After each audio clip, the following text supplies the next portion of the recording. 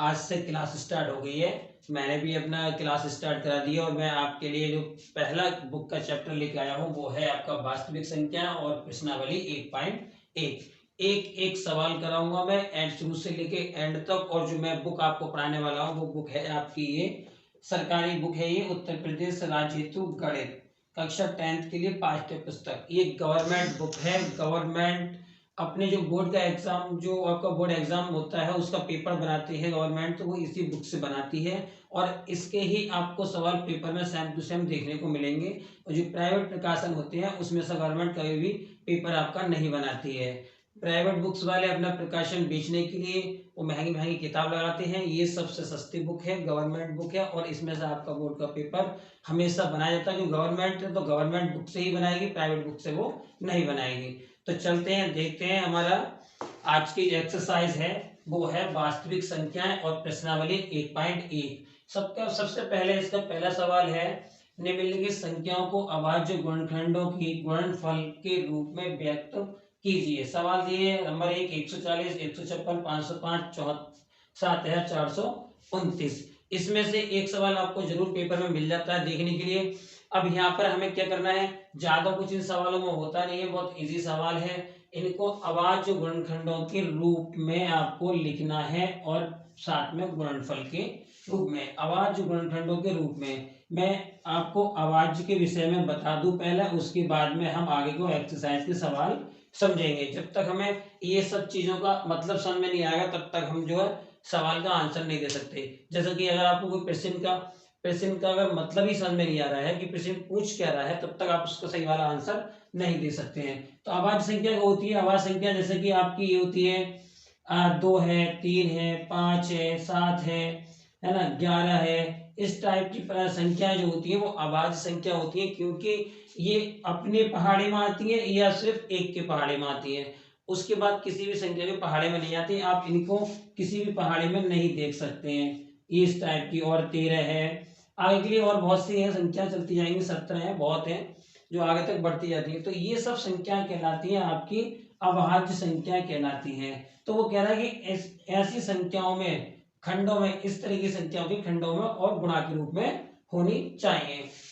अब 140 को हमें करना है क्या, अभाज्य गुणनखंड करनी है। तो हम क्या करते हैं, या तो आप इतना काम जो रफ में कर लें, लेकिन मैं यहीं पे कर दे रहा हूं।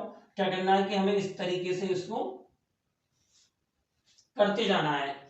सबसे छोटी संख्या से हम इसे डिवाइड करना शुरू करेंगे। सबसे छोटी अभाज्य संख्या से हम इसको भाग करेंगे। तो हमने शुरुआत करी 2 से, 2 का भाग चला जाएगा 140 में, चला जाएगा। जितनी बार जाएगा वो नीचे लिखेंगे। जैसे कि 2 सत्ते 14, 7 बार गया, 7 नीचे आ गया, 0 ऐसे लिख दिया। अब 2 का और चला जाएगा, चला जाएगा। 2 से भाग दिए, 7 में क्या बार जाएगा, 2 3 6, 3 6, क्योंकि 4 बार ज्यादा हो जाएगा इसलिए 3 बार, 2 3 6, यहाँ 1 बचा और 0, 10 हो गया, 2 पंजे 10।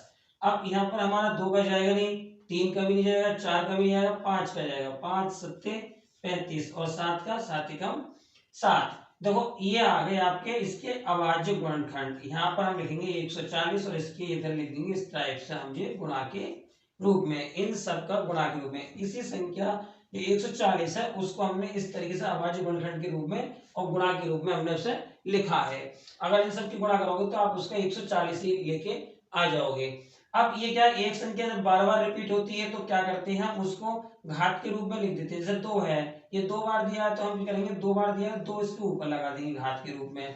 5 गुणा 7, क्योंकि 5 एक ही बार है और 7 भी एक ही बार है, तो हम इसको एक एक ऐसे रहने देंगे। ये इसका आंसर हो जाएगा, ये अभाज्य गुणनखंड हो गई। ये बहुत सिंपल से सवाल होते हैं, इस टाइप के पेपर में आते हैं जो छोड़ देते हैं बच्चे। अब हमारे घात क्या होती है, मैं वो भी हाथों हाथ आपको साथ साथ बता देता हूँ। घात प्लस घातांक, घातांक या घात। जैसे कोई भी संख्या है, संख्या के ऊपर कोई भी और ऊपर इस तरीके से लग रहा है, संख्या के ऊपर जिससे कान के साइड में से कान है उसकी तरफ ये ऐसे इस टाइप से लगा हुआ, तो ये ऊपर का कहलाता है आपका घातांक यानी घात का अंक, और ये कहलाता है आपका आधार यानी 3 की घात 4। कोई भी हो सकती है, ये कहलाती है। तो ये इसका आंसर जो बन के आता है वो ये आ जाता है। और आप यहाँ चाहो तो यहाँ पे भी छोड़ सकते हो, घात के रूप में ना लिखो, लेकिन लिख दोगे जैसा आंसर किताब में पूछा मैंने उस टाइप से इसको करा दिया है। अब आता है आपका 156 वाला। ये भी देखो आपका इसी तरीके से होना है। क्या करेंगे हम इसको 156 वाले को इस तरीके से लिखेंगे और इसकी शुरुआत करेंगे, 2 का भाग चला जाएगा। 2 का भाग क्यों चला जाएगा? क्योंकि सम संख्याओं में 2 का भाग चला जाता है और 100% जाएगा, तो ये भी सम संख्या है।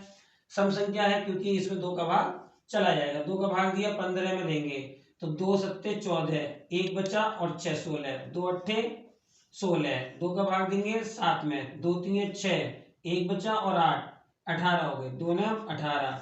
अब 2 का नहीं आया क्योंकि ये विषम है, 3 का चला जाएगा, 3 कम 3, 3 तिया 9। अब इसमें किसी का जाएगा नहीं क्योंकि ये 13 खुद आवाज है, इसमें 13 का 13 ही जाएगा, एक बार जाएगा 13 की पहाड़ा, मतलब 13 का ही भाग जाएगा 13 में, क्योंकि ये आवाज संख्या तो इसमें तो अपना ये एक का ही भाग जाता है। अब हमारे जो इसके गुणनफल आए निकल के, जो खंड आए हैं वो आए 2 गुणा 2 गुणा 3 गुणा 13, जो बार बार रिपीट हुआ है उसे जितनी बार हुआ उतनी घात उसके ऊपर लगा कर ये आंसर लिख दो इसका।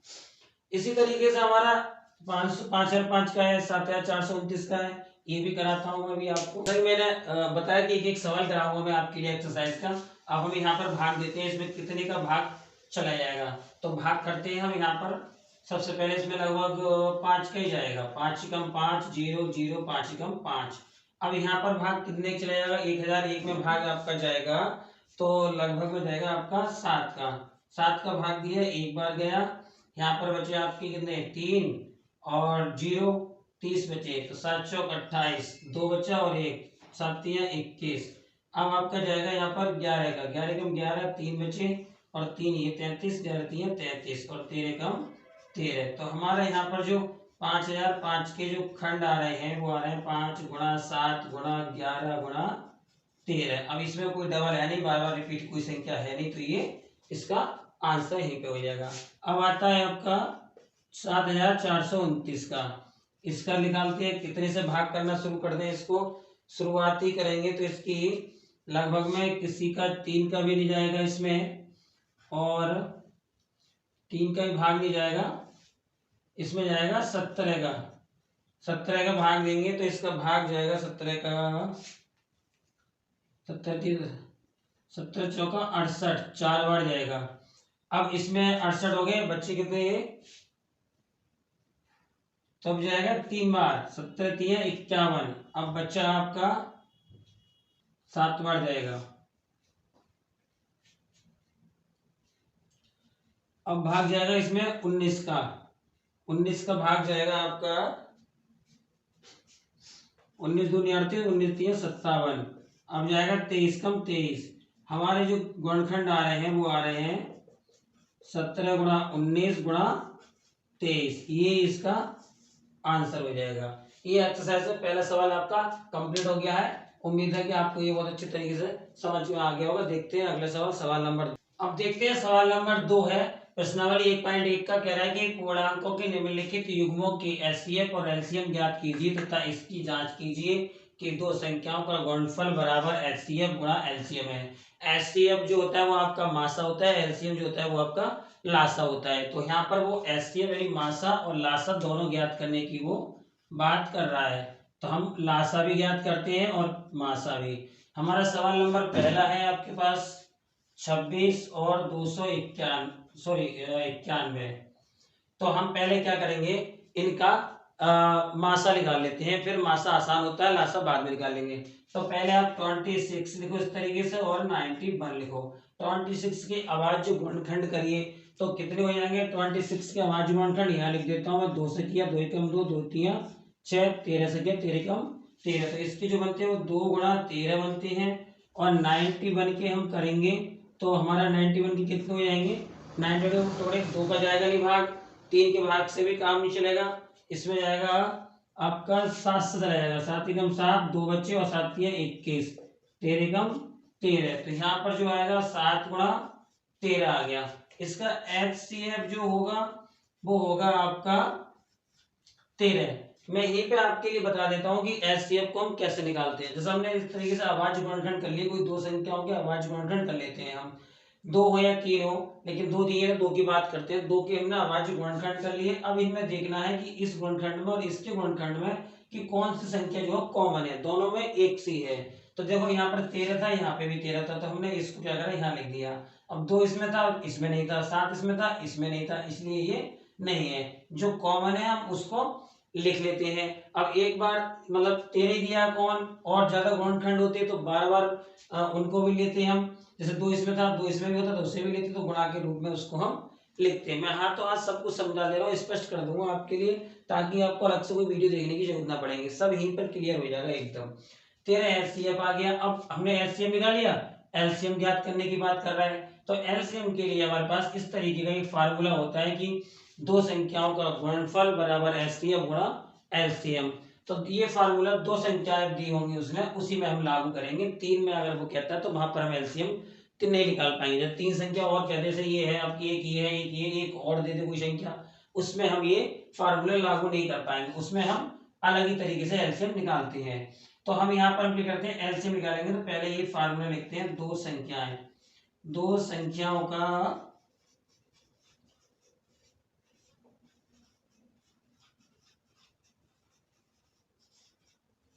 बराबर एचसीएफ गुणा एलसीएम।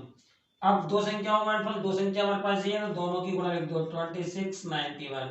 एचसीएफ हमारा 13 आ गया, एलसीएम हमें निकाल के लाना है, तो ये 13 जो इसके नीचे आ जाएगा बटी में, क्योंकि गुणा की चीज है, दूसरी साइड में जाएगी तो वो बटी में आकर रुकेगी।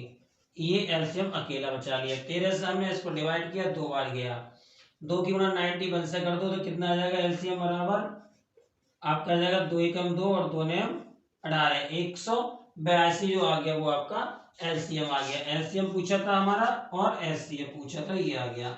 अब हमें करनी है जांच, तो जांच करने के लिए हम क्या करेंगे, उसने बताया है कि जांच करने में आपको ये फार्मूला लगाकर देखना है कि एचसीएफ की गुणा एचसीएफ और एलसीएम की गुणा और दोनों संख्याओं की गुणा के बराबर आएगी। तो हम ये वाला फार्मूला यहाँ जांच में लिखेंगे, दो संख्याओं का गुणनफल बराबर एचसीएफ गुणा एलसीएम। दो संख्या हमारे पास दी है 26 गुणा 91 और एचसीएफ हमारा 13 है और एलसीएम हमारा 182 है। हम इन दोनों की गुणा कर लेंगे, तो इसकी गुणा करेंगे तो कितना आएगा, मैं कैलकुलेट कर दे रहा हूं, आप जो है लिखकर गुणा करेंगे, कैलकुलेट करेंगे तो इसकी गुणा आएगी 2366 और इसकी गुणा करेंगे तब भी आपकी 2366 आकर रुकेगी। आप कैलकुलेशन करके देखना पेन से, ऐसे नहीं करना है, इसको इस तरीके से लिख के आप और गुणा करेंगे तब दिखेंगे, क्योंकि हमें पेपर में कैलकुलेटर लेना अलाउ नहीं होता है, इसलिए आप प्रैक्टिस करें घर पे पेन से करने की गुणा। कैलकुलेटर का या मोबाइल का यूज कम से कम करें। ये जांच हो गई, दोनों तरफ बराबर आ गया, ये भी आंसर हो गया और ये आपका क्लियर हो गया। जांच की बात करेगा तब जांच निकालेंगे और नहीं कहेगा तो आप यहीं पर आंसर इसको छोड़ देंगे। अब देखते हैं सवाल नंबर इसका 2।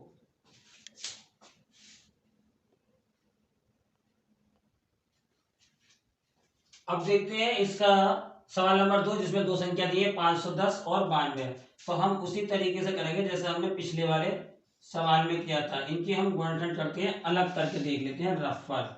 2 से डिवाइड किया, 2 दूनी 4, एक बच्चा 2 11 हो गए, 2 पंजे 10, 2 पंजे 10। 5 से भाग करते हैं सीधे सीधे, 5 25, 5 करना 5, 3 का चला जाएगा, 3 कम 3, 3 सत्ते 21, 17 का चला गया। अब साथ साथ इसमें यहाँ पर लिख दें, हम पहले छोटी संख्या को लिखेंगे फिर बड़ी संख्या, 2 गुणा 3 गुणा 5 गुणा 17।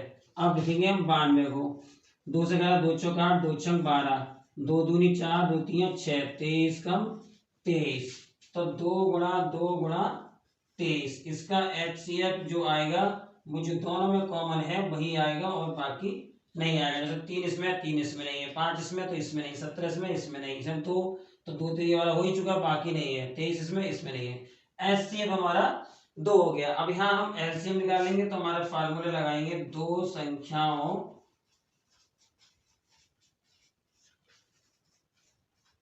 का गुणनफल बराबर एचसीएफ गुणा एलसीएम।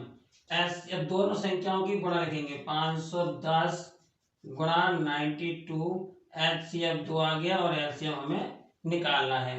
अब हमें एलसीएम तो अकेला रह जाएगा, 2 गुणा में है तो दूसरी साइड में आएगा बटे में, 510 गुणा 92 बटे 2 बराबर एलसीएम। अब 2 से इन्हें भाग कर दो, कोई भी संख्या को डिवाइड कर दो, 2 से हमने इसको डिवाइड किया, ये गया आपका 46 बार। अब यहाँ पर हमें इसकी 46 की और 510 की गुणा करके लिखना है। तो इसकी गुणा जो आएगी वो आप कॉपी पर लिख के गुणा करें, मैं डायरेक्ट मोबाइल से कैलकुलेट कर दे रहा हूँ। इसकी आएगी एलसीएम बराबर जो आएगी कैलकुलेशन वो आएगी 23,460। टाइम की वजह से मैंने जो मोबाइल से इसको कैलकुलेट कर दिया, आप जो अपना कॉपी पेन से करें। अब हमें क्या करना है, वही जो पिछले सवाल में कहा था, जांच कि देखना है कि दोनों तरफ बराबर आता है कि नहीं आता है। तो यहाँ लिखेंगे दो संख्याओं का गुणनफल बराबर HCF गुणा LCM।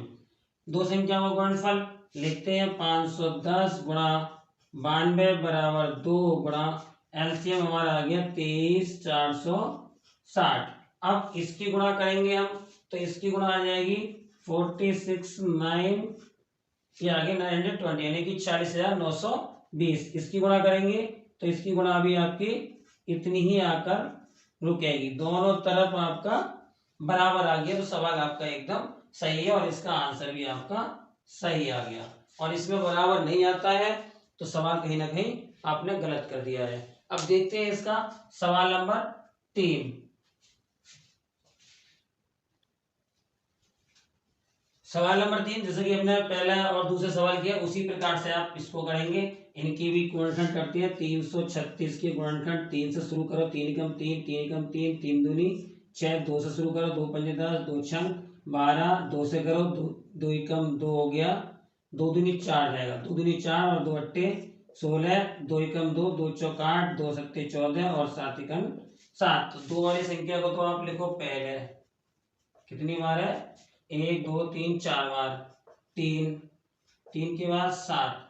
फिर आप करते हैं 54 का, 54 की करी, 2 दूनी 4, 2 सत्ते 14, 3 से करा, 3 सत्ते 3 नेम 27, 3 तिया 9 और 3 एकम 3। यहाँ पर ये लिख दो। अब हमारे पास हमें क्या करना, उसी पिछली वाली इधर HCF जो दिख रहा है, ये देखो दोनों में दिख रहा है, 3 दिख रहा है, तो जो दिख रहा है उसी को लिख लो इस तरीके से। अब 2 की और 3 की गुणा करी तो हमारा आ गया HCF 6। हमें निकालना है अब LCM, तो लिखेंगे हमारा सूत्र है दो संख्याओं का गुणनफल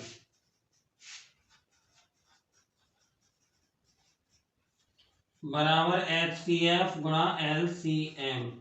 दो संख्या हमारी दी है 336 गुणा 54 और HCF आ गया 6 और LCM हमें निकालना है। 6 इसके बटे में आ जाएगा, 336 गुणा 54 और बटे में 6, LCM अकेला बच गया। 6 से इसे डिवाइड किया, 9 बार कट गया। LCM बराबर जो आएगा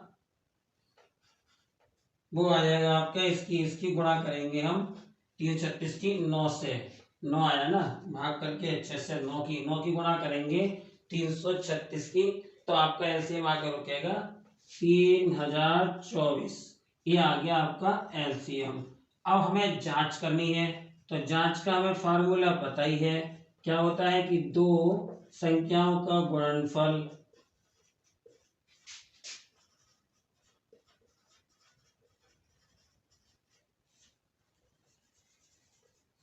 बराबर HCF और LCM। तो दो संख्याओं का गुणनफल हमारा, एक तो संख्या है 336, दूसरी है 54 और HCF हमारा आ गया है 6 और LCM आ गया है 3024। इनकी आपस में गुणा करो, इन दोनों की आपस में गुणा करो। गुणा करने के बाद देखोगे कि दोनों तरफ एक सही आएगा। इसकी गुणा करेंगे तो 18144 आएगा, इसकी गुणा करेंगे तो 18144 आएगा। आप गुणा करके चेक करके देखना, बिल्कुल एकदम सही आएगा और जांच सही आएगी तो आपका सवाल बिल्कुल सही आएगा। अब मैं आपके लिए ज्यादा नहीं करा रहा, इतना ही सवाल करा रहा हूँ क्योंकि ज्यादा बड़ी वीडियो हो जाएगी तो आप भी देखना नहीं चाहते हैं। छोटी छोटी एक्सरसाइज है और इसमें से सवाल भी आपके एक एक करके कराना है और बड़ी तरीके से कराना है। छोटी छोटी वीडियो बनाएंगे और मैं जो बता रहा हूँ आप बहुत अच्छी तरीके से ध्यान में रखें कि एक एक सवाल को बहुत अच्छी तरीके से करें। इनके एग्जाम्पल तक किताब में जो एग्जाम्पल होते हैं उन्हें भी नहीं छोड़ा, मैं वो भी करा के आपको कराता हुआ चलूंगा साथ के साथ। और वीडियो देखने के लिए बहुत बहुत धन्यवाद। और आपको वीडियो अच्छी लगे तो लाइक और चैनल को सब्सक्राइब जरूर कर लें। Thank you.